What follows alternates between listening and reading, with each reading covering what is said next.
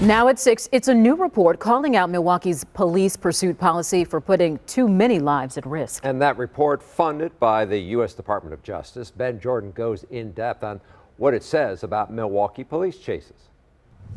A group of law enforcement leaders and scholars across the country teamed up to write this lengthy report on when police should and should not pursue.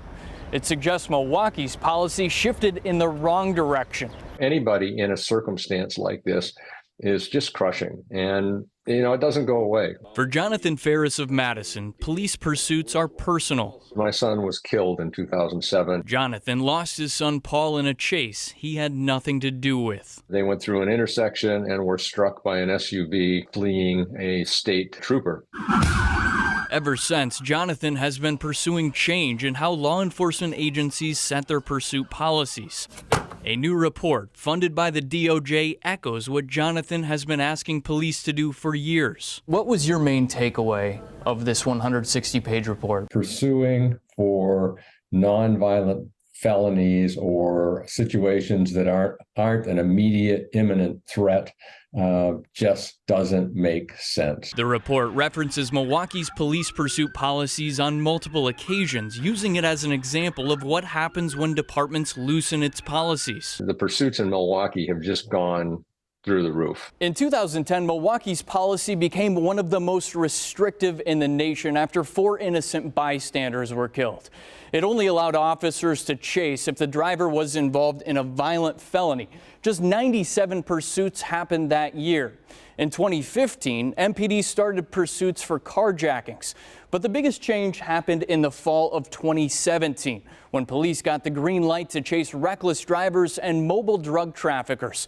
Pursuits went from 414 that year to more than 1,000 the following year. The report says, quote, "Not surprisingly, as the number of pursuits increased, the number of injuries and deaths did as well." There are other options for you, and it's time to take a deep breath and say, this really hasn't worked. Milwaukee police declined an interview request to discuss the findings of the report. Milwaukee should stay its course. Andre Williams is a retired Milwaukee police captain who thinks the department's formerly restrictive pursuit policy caused crime to explode in the city, triggering community outrage.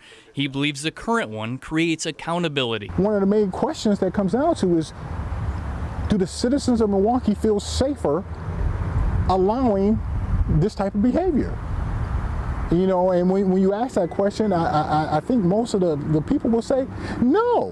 When Milwaukee police changed its policy in 2017, injuries went up 200%. Is that a result you're willing to accept? When you start saying, okay, well, the amount of injuries have gone up when they changed the policy, I don't think anyone's looking at how many injuries are occurring when the police are not chasing. Andre considers a DOJ-funded report a blanket suggestion to all large cities to rarely pursue, without considering different crime problems in each one. Sometimes cities are faced with very unique set of circumstances and require a unique solution.